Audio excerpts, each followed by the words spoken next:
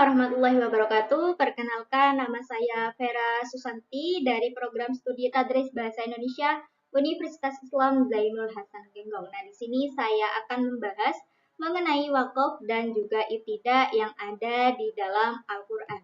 Pembahasan yang akan saya bahas yaitu yang pertama, pengertian wakaf dan ibtidah, yang kedua yaitu macam-macam wakaf, dan yang ketiga yaitu tanda-tanda wakaf. Nah, adapun pembahasan yang pertama mengenai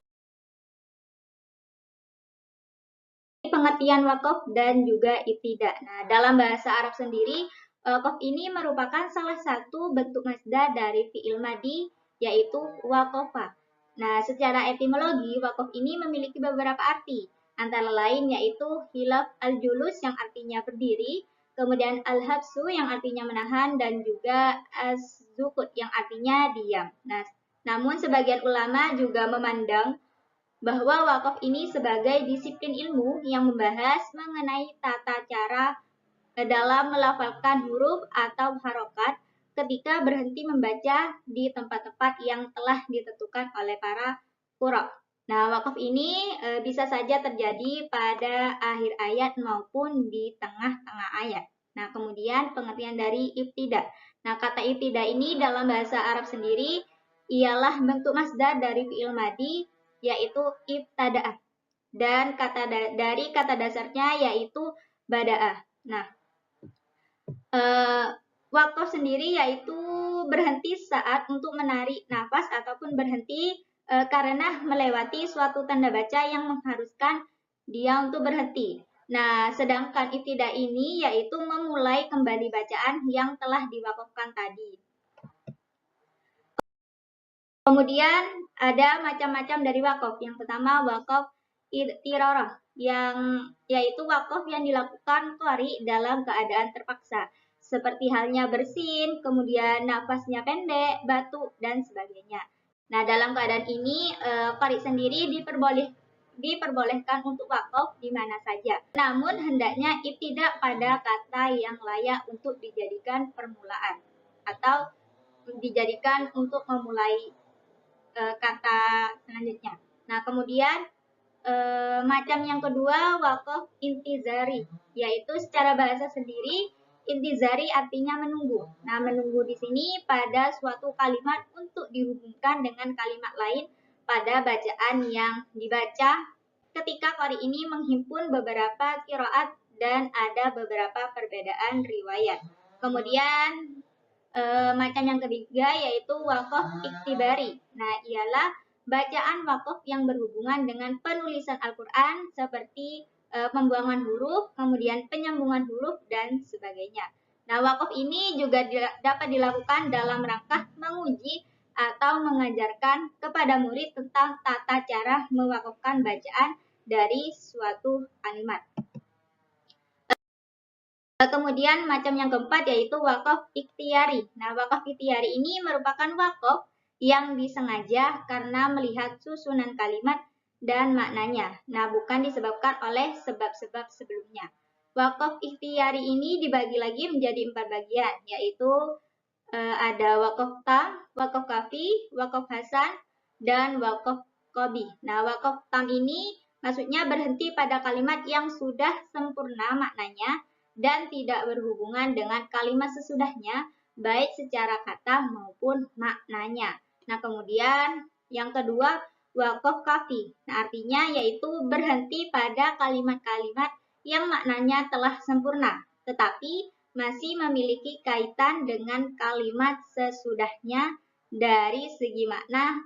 Yang ketiga yaitu ada wakaf hasan, yaitu berhenti pada kalimat yang maknanya telah sempurna, tetapi masih memiliki kaitan dengan kalimat sesudahnya, baik dari segi makna maupun dari segi kata.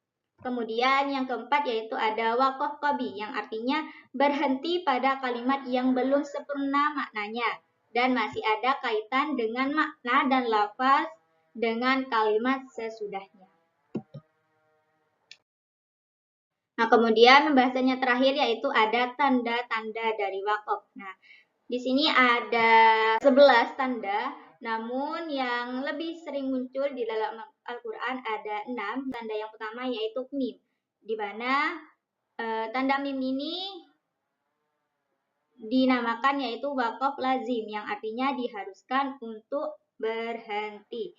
Nah, adapun contoh dari tanda wakaf lazim ini yaitu ada dalam surah Al-Imran ayat 181 yang berbunyi Bismillahirrahmanirrahim. Laqad sami'allahu qaulal ladzina qalu innallaha faqiru wa nahnu aghniya. Sanaktubu ma qalu wa qadalahumul anbiya'a bighairi haqq wa naqulu dhuqu 'adzabal hariq. Nah, di mana di sini ada tanda mim yang mengharuskan kita untuk berhenti. Nah, kemudian tanda yang kedua yaitu lam alif atau disebut dengan waqaf mamnu yang artinya diutamakan untuk melanjutkan. Nah, jadi lam alif ini kebalikan dari tanda mim tadi. Nah, di sini ada contoh dari tanda lam alif yaitu terdapat pada surah Al-Baqarah ayat 5 yang berbunyi Bismillahirrahmanirrahim. Ulaika ala hudam mir rabbihim wa ulaika humul muflihun. Jadi kita diharuskan untuk melanjutkan ketika bertemu dengan tanda lam alif ini. Kemudian tanda yang ketiga yaitu ada jim yang disebut dengan waqaf jaiz yang artinya boleh berhenti dan boleh juga melanjutkan. Jadi ketika kita bertemu dengan tanda jim ini, kita diperbolehkan untuk berhenti dan juga diperbolehkan untuk melanjutkan kata selanjutnya. Kemudian yang keempat yaitu ada tanda shad dan lam yang disebut dengan waqaf al-waslu aula yang artinya meneruskan bacaan lebih baik. Jadi ketika kita bertemu dengan tanda ini, lebih baik kita untuk meneruskan bacaannya. Kemudian yang kelima ada tanda kif dan kola atau nama lainnya yaitu waqaf al-waqful ulah yang artinya berhenti lebih utama. Jadi ketika bertemu dengan tanda ini kita diutamakan untuk berhenti atau mewakafkan. Kemudian tanda yang keenam yaitu ada za yang disebut dengan waqaf mujawaz yang artinya boleh berhenti. Nah, jadi ketika kita bertemu dengan tanda za ini, kita dibolehkan untuk berhenti ataupun boleh untuk melanjutkan membaca. Kemudian yang ketujuh yaitu ada qa. Nah, qa ini disebut dengan waqaf mutlak yang artinya boleh berhenti dan juga boleh tidak. Kemudian tanda yang kedelapan yaitu ada tanda qaf yang disebut dengan kila alaihi waqaf yang artinya dapat dikatakan di sini boleh berhenti. Jadi ketika kita ingin melanjutkan juga diperbolehkan. Kemudian tanda yang ke-9 yaitu ada qaf atau yang disebut dengan waqaf kadzalika yang artinya boleh berhenti. Kemudian tanda yang ke-10 yaitu ada tanda shad yang disebut dengan waqaf murakas yang artinya diperbolehkan untuk berhenti. Jadi ketika kita bertemu dengan shad ini, kita diperbolehkan untuk berhenti ataupun melanjutkan bacaan. Nah, yang tanda yang terakhir yaitu ada tanda mu'annaqah yang artinya boleh, yang artinya diperbolehkan untuk berhenti pada salah satu tandanya saja. Biasanya ini tanda titik 3 ada 2. Kita diperbolehkan untuk berhenti di salah satunya. Jadi tidak boleh berhenti di keduanya atau melanjutkan di keduanya. Contohnya yaitu ada pada surah Al-Baqarah ayat 2 yang berbunyi Bismillahirrahmanirrahim.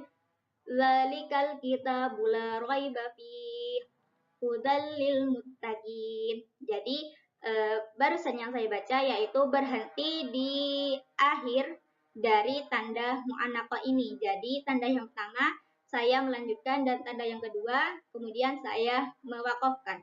Begitu. Mungkin itu saja yang dapat saya sampaikan. Kurang lebihnya saya mohon maaf. Wassalamualaikum warahmatullahi wabarakatuh.